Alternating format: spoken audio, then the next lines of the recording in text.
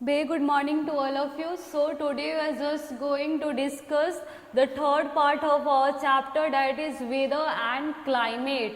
इसके पहले हमने इस चैप्टर का 2 क्लासेस कर लिया है और आज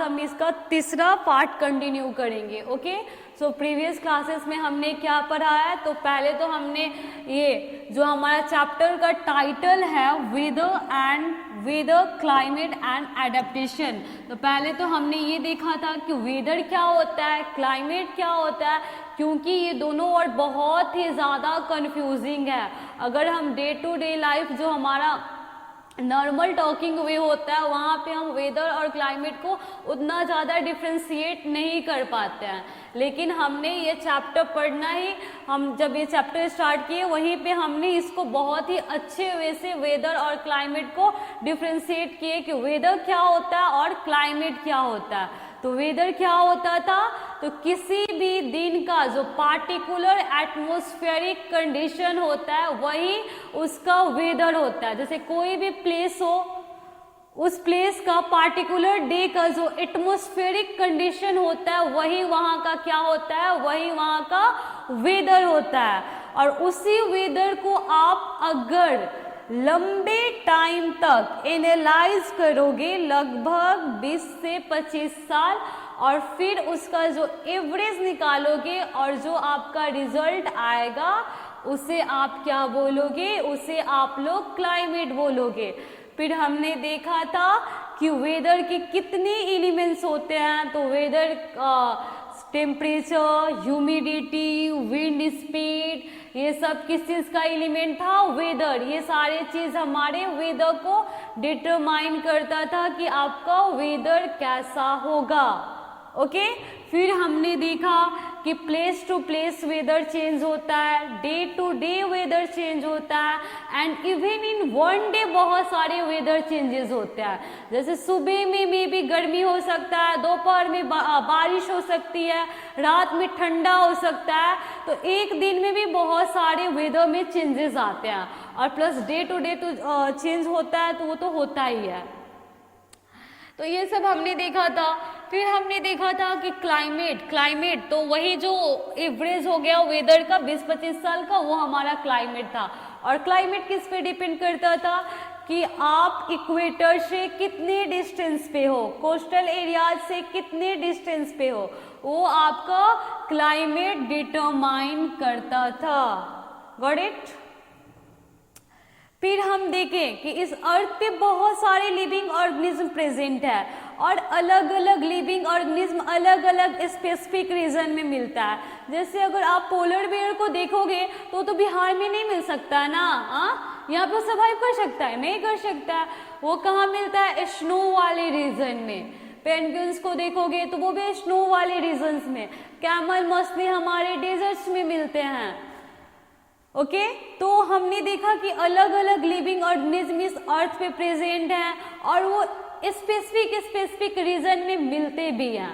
ओके, तो वो उसका मतलब मेन जो कॉन्सेप्ट था वो हमारा क्या था कि वो लिविंग ऑर्गेनिज्म उस क्लाइमेट के अकॉर्डिंग अपने आप को एडॉप्ट कर लेते हैं, ताकि इजी वे से वो वहाँ पे सर्वाइव कर पाए. फिर अगर आप उसको हटा के कहीं और लेके आओगे तो उसको काफ़ी टाइम लगेगा खुद को एडॉप्ट करने के लिए उस इन्वायरमेंट में.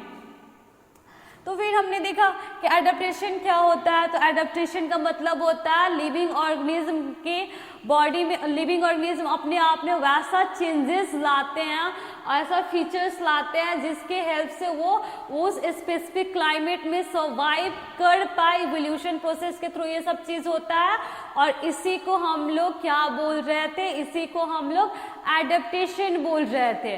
फिर हमने देखा था कि पोलर बियर स्नो वाले रीजन में खुद को एडॉप्ट करने के लिए अपने अंदर क्या क्या चेंजेस लाए थे, क्या क्या उनके अंदर फीचर्स डेवलप्ड हुआ था जिसके थ्रू वो इजी वे से वहाँ पे सर्वाइव कर पाते हैं. तो उनका जो फर होता है वो बहुत ही ज़्यादा थिक होता है और इंसुलेटर का काम करता है, क्योंकि वो कोल्ड एरियाज में रहते हैं.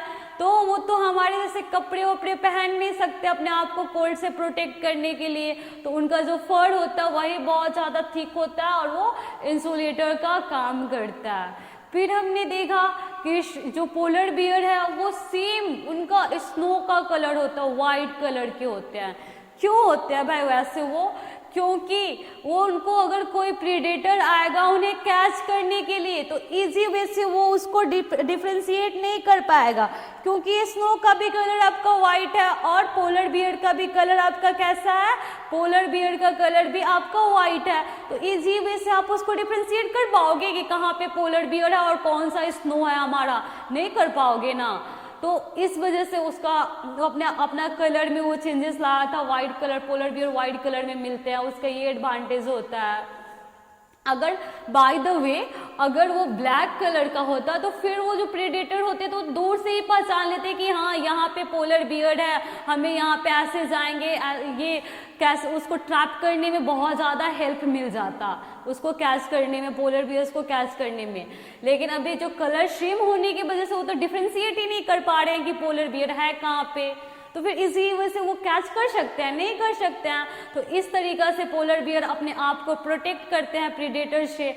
एंड प्लस एक और एडवांटेज होता है कि वो वाइट कलर के होते हैं तो स्नो के साथ मिक्स्ड हो जाते हैं, तो उनका जो प्रे होता है ना वो उन्हें देख नहीं पाता है कि पोलर बियर आ रहा है भाई, अब हमें छिपना चाहिए या फिर यहाँ से हमें दूर जाना चाहिए। वो नहीं, ये सब वो एनालाइज नहीं कर पाता है, क्योंकि उसे पता ही नहीं चलता है कि पोलर बियर आ रहा है कि स्नो है। तो वो ईजी वे से अपने प्रे को भी कैच कर लेते हैं। फिर उनका जो पाउच होता है बहुत ज़्यादा वाइड होता है ताकि वो ईजिली स्नो पे क्या कर सके, वॉक कर सके, वॉकिंग में, क्लाइंबिंग में हेल्प करता है। तो ये सब हमने प्रीवियस क्लासेस में देखा था। आज भी हम लोग यही टॉपिक कंटिन्यू करेंगे। कल हमने देखा था कि पोलर बियर खुद को कैसे एडॉप्ट किया था, और आज हम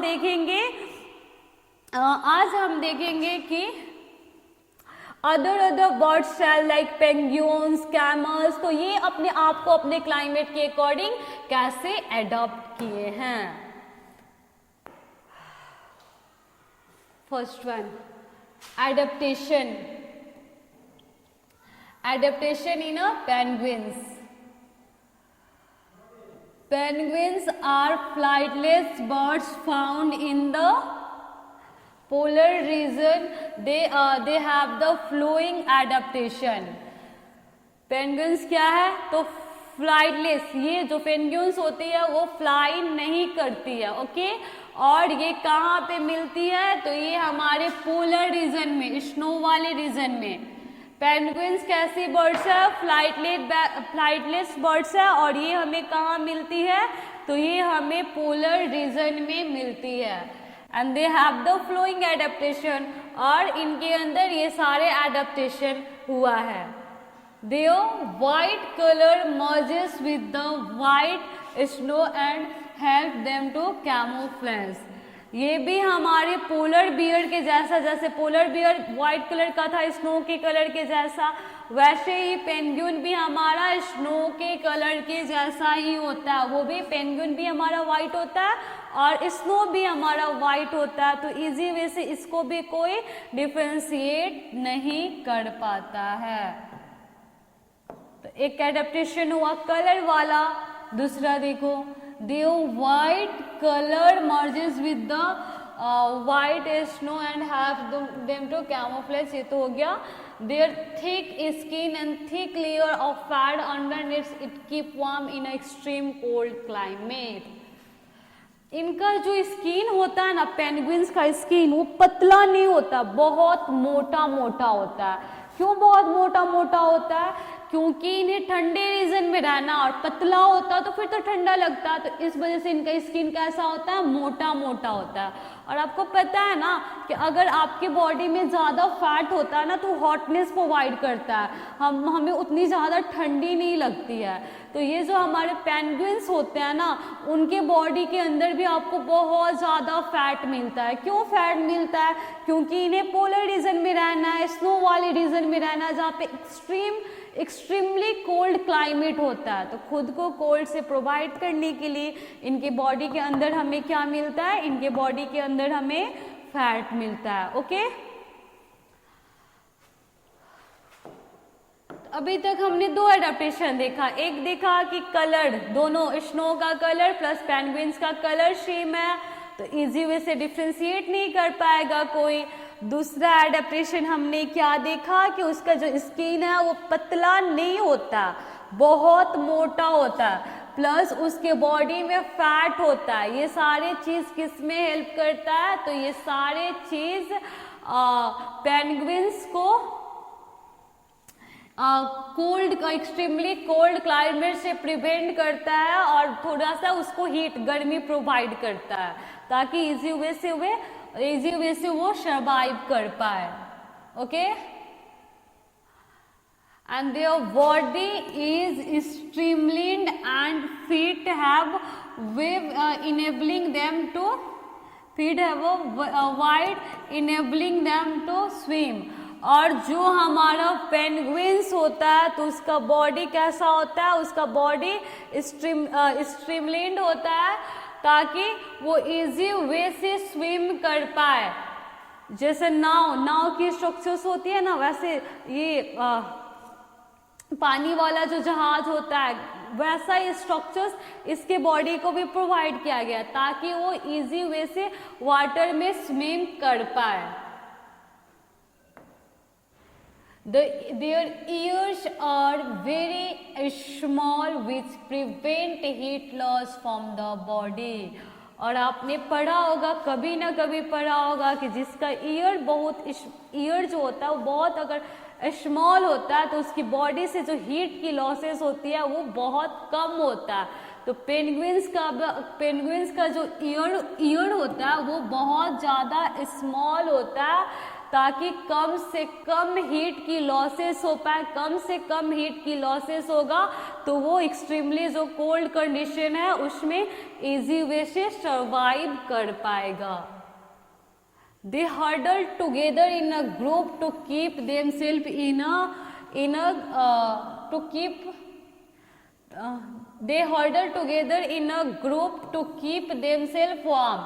ये कभी भी आप पेंगुइन्स को अकेले नहीं देखोगे, ये हमेशा ग्रुप में मिलती है। क्यों? क्योंकि जब आप ग्रुप में रहते हो, ज़्यादा लोग रहता है तो वहाँ पे ज़्यादा गर्मी रहती है, ठंडा नहीं रहता है। तो इस वजह से पेंगुइन हमें हमेशा ग्रुप में मिलती है क्योंकि वो अपने आप को हीटेड रखने की कोशिश करती है ताकि एक्सट्रीमली कोल्ड क्लाइमेट में उन्हें कोई प्रॉब्लम फेस ना करना पड़े। इस वजह से पेंगुइन कभी भी हमें ऐसे एलोन अकेले नहीं मिलती है, हमेशा ग्रुप में मिलता है। ओके,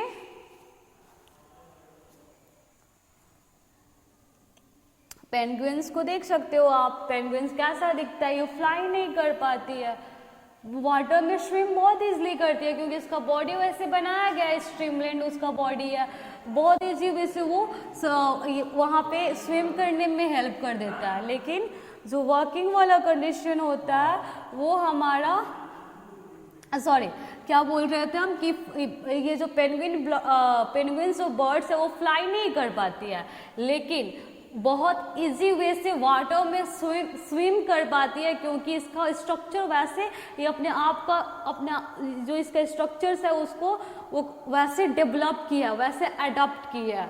ओके, और कभी अकेली नहीं मिलती है, ग्रुप में मिलती है ताकि ग्रुप में जब हम रहते हैं तो वहाँ पे गर्मी ज़्यादा रहती है, तो पेंगुइन्स ग्रुप में रहेंगे तो वहाँ पे गर्मी ज़्यादा रहेगा तो कोल्ड क्लाइमेट में उन्हें कोई दिक्कत नहीं आएगी सर्वाइव करने में।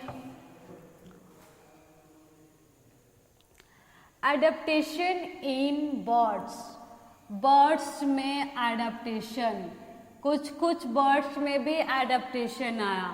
जैसे some birds travel from one place to another and come back after some time।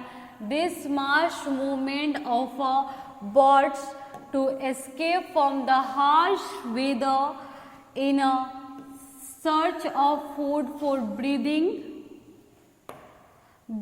purpose is called migration। Some migration, wait for a moment।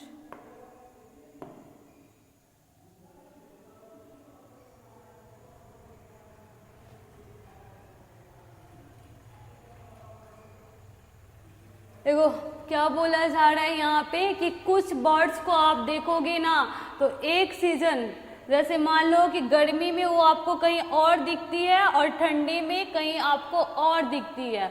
मतलब अगर उसको हार्श कंडीशन जहाँ पे वो रह रही है और वहाँ का सीज़न वैसा हो गया जो कि इसको डिफ़िकल्टी कॉज कर रहा है वहाँ पे सर्वाइव करने के लिए, तो क्या करते हैं बर्ड्स, वो ग्रुपिंग में एक प्लेस से दूसरे प्लेस पे मूव करने लगते हैं और उस प्रोसेस को हम लोग क्या बोलते हैं, उसे हम लोग माइग्रेशन बोलते हैं। तो यही चीज़ यहाँ पे मेंशन किया गया है कि कुछ बर्ड्स को आपने देखा होगा कि वो एक प्लेस से दूसरे प्लेस में ट्रेवल करती है और फिर वापस आ जाती है जब जो हार्श वेदर था वो हमारा एस्केप हो जाता है, मतलब हट जाता है, चला जाता है वो वेदर, तो फिर बर्ड्स वो अपनी ओरिजिनल प्लेस पे वापस आ जाती है। ओके और ये सारी चीज़ों को हम लोग क्या बोलते हैं, माइग्रेशन। और ये हमारा जो बर्ड्स होता है वो माइग्रेशन क्यों शो करता है, हार्श वेदर से अपने आप को प्रोटेक्ट करने के लिए या फिर फूड के सर्चेज के लिए, फूड के लिए, ब्रीदिंग के लिए, ये सारे पर्पस के लिए बर्ड्स एक प्लेस से दूसरे प्लेस में मूव करते हैं और फिर अपने प्लेस पे वापस आ जाते हैं जब उनकी रिक्वायरमेंट फुलफिल हो जाती है। तो उसको हम लोग क्या बोलते हैं, उस चीज़ को हम लोग माइग्रेशन बोलते हैं। कुछ बर्ड्स का एग्जाम्पल यहाँ पे दिया गया है, जैसे the Siberian cranes. Siberian cranes used to visit India from Siberia every year till about 2001 for a few months and fly back to Siberia when the winter ends and the climates become favorable। क्या बोला जा रहा है कि आपने Siberian cranes को देखा होगा जो कि इंडिया में हर साल आती है। कब आती है? साइबेरियन क्रेन्स इंडिया में फ्यू मंथ्स हमें देखने को मिलता है। क्यों मिलता है? क्योंकि जब साइबेरिया मीन्स द विंटर इन, जैसे साइबेरिया में ठंडी विंटर आती है वो साइबेरियन क्रेन्स हमारे इंडिया के तरफ मूव करने लगती है अपने आप को उस हार्श वेदर से प्रिवेंट करने के लिए। साइबेरियन क्रेन साइबेरिया से विंटर में इंडिया के तरफ आने लगती है और इंडिया में कुछ महीनों तक रहती है और फिर जैसे साइबेरिया में ठंडा खत्म होता है वो फिर वापस साइबेरिया लौट जाती है।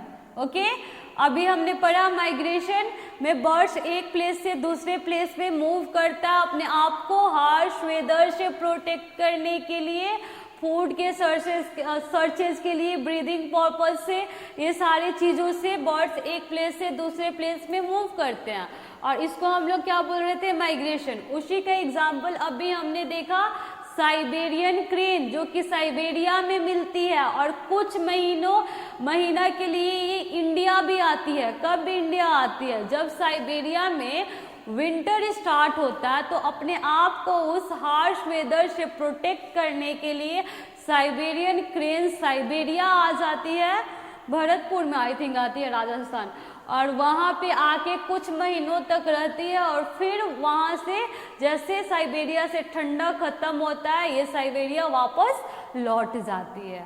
ओके फिर हम क्या देखेंगे, फिर हम पढ़ेंगे adaptation to desert region. Desert region में लिविंग ऑर्गेनिज्म अपने आप को कैसे एडप्ट करते हैं कि वो वहाँ पे सर्वाइव कर सके बिना कोई प्रॉब्लम फेस किए हुए। अब डेजर्ट क्या होता है पहले हम ये देखेंगे, what is called desert. Desert से आप क्या समझते हो? The region where annual rainfall precipitation is not enough to support the growth of most plant and animals are called desert। वैसा रीजन जहाँ पे जो एनुअल रैनफॉल है, प्रेसिपिटेशन है, वो इनफ नहीं होता है कि उस रीजन में कोई भी प्लांट और एनिमल्स इजी वे से सर्वाइव कर पाए, उस रीजन को आप लोग क्या बोलते हैं, क्या बोलते हो? उस रीजन के हम लोग डेजर्ट बोलते हैं। डेजर्ट क्या होता है? ऐसा रीजन जहाँ पे एनुअल रैनफॉल और प्रेसिपिटेशन सपोर्ट नहीं कर पाता है कि वहां पे कोई भी एनिमल और प्लांट इजी वे से ग्रो कर पाए, उस रीजन को हम लोग क्या बोलते हैं? उस रीजन को ही हम लोग डेजर्ट बोलते हैं। समझ आया डेजर्ट क्या होता है? In this region the day temperature goes up to 50 degree Celsius. ये जो हमारा डेजर्ट एरियाज होता है ना, तो वहाँ पे दिन का टेम्परेचर आपका 50 डिग्री सेल्सियस तक पहुँच जाता है, उससे भी ज़्यादा चला जाता है, और रात का टेम्परेचर में थोड़ा सा डिक्रीजमेंट आता है। डेजर्ट क्या है? वैसा रीजन जहाँ पे एनुअल रैनफॉल सपोर्ट नहीं करता है कि प्लांट और एनिमल्स वहाँ पे ग्रो कर पाए, उस रीजन को हम लोग क्या बोलते हैं? उस रीजन को हम लोग डेजर्ट बोलते हैं, जहाँ का दिन का टेम्परेचर आपका मैक्सिमम 50 डिग्री सेल्सियस तक पहुँच जाता है। Got it?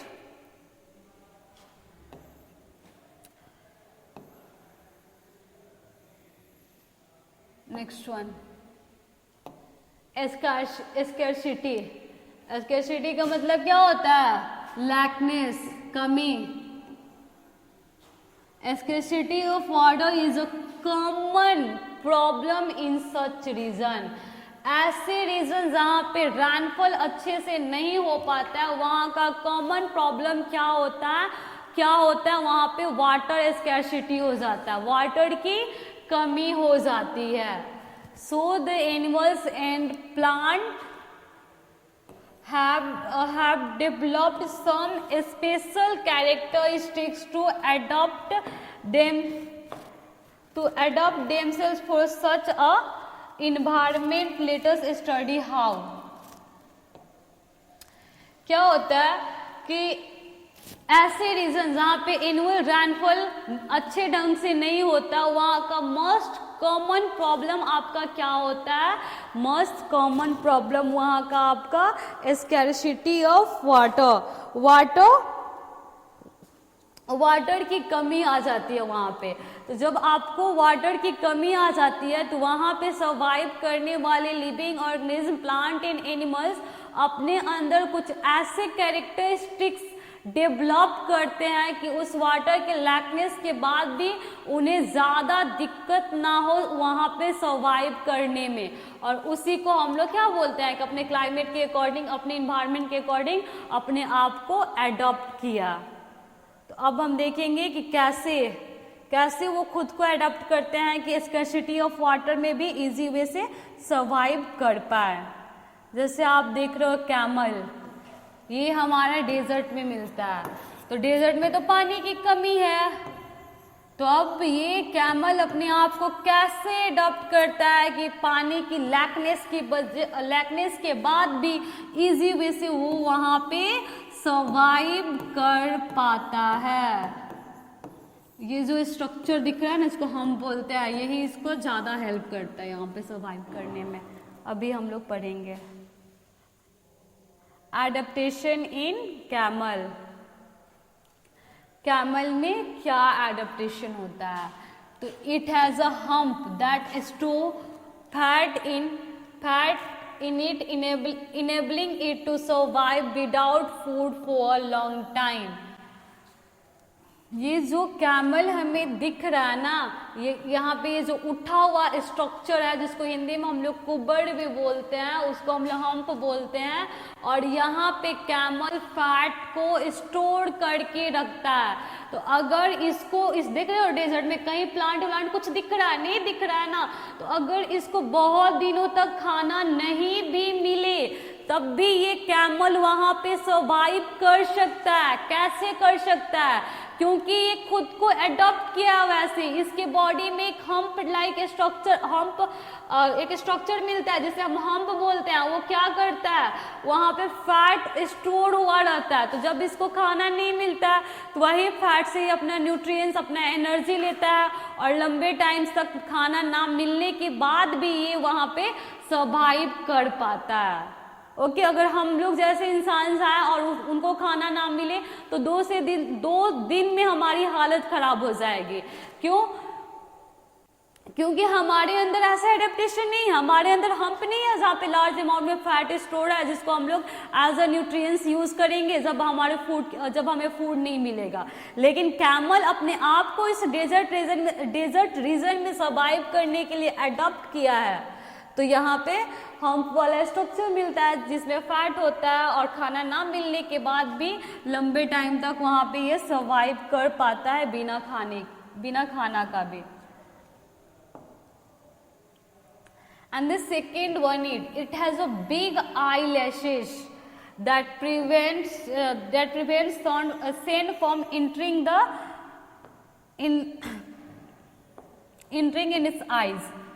क्या बोल रहा है कि ये जो कैमल है, आप देख सकते हो फिगर के थ्रू, ये जो कैमल है ना, तो इसका जो आई लेशेस होता है, यहाँ पे नहीं दिख रहा आई लेशेस, इससे बनाओ, first of all I have to erase it.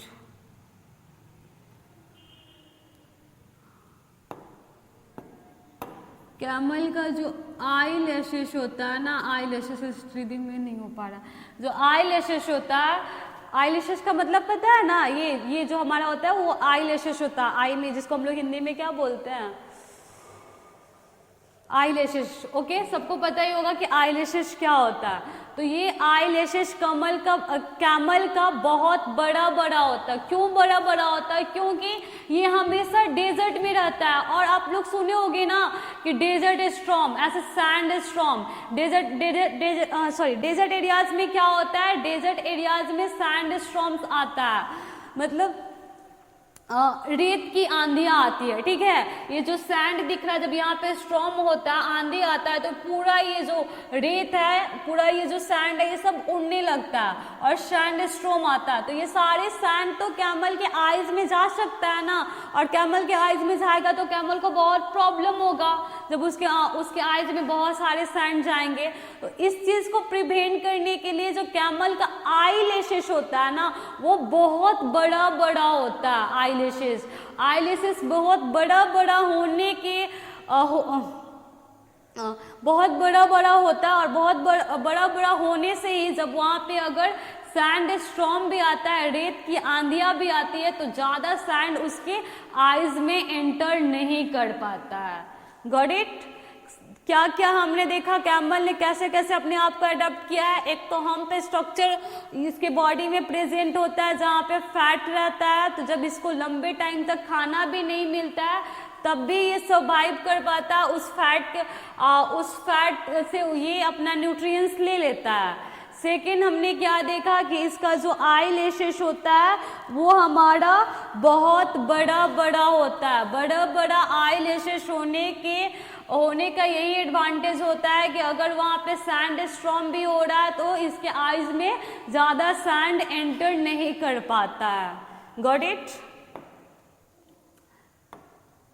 तीसरा, it can close its nostrils to prevent sand from entering its nose। ये अपना इसका जो ये नोस्ट्रिल्स, जो हमारा नोज होता है, नोज का ये जो बेस पे 2 ओपनिंग प्रेजेंट है उसे हम लोग क्या बोलते हैं, ये मान लो नोज है, ठीक है, ये जो 2 ओपनिंग प्रेजेंट होता है इसे हम लोग क्या बोलते हैं, इसे हम लोग नोस्ट्रिल बोलते हैं। तो जो कैमल होता है ना, तो कैमल के पास कैपेसिटी होता है कि कुछ टाइम तक ये अपने नोस्ट्रिल्स को बंद कर पाए। तो जब आंधी वांधी आता है डेजर्ट में, जब सैंड स्टॉर्म वहाँ पे होता है, तो ये कैमल क्या करता है, अपने नोस्ट्रिल्स को बंद कर लेता है। अपने आप को ऐसे अडॉप्ट किया है कि इसका नोस्ट्रिल्स क्लोज हो जाता है और सैंड इसके नोज में एंटर नहीं कर पाते हैं। Got it? It can drink a large quantity of water at a time and use this water later।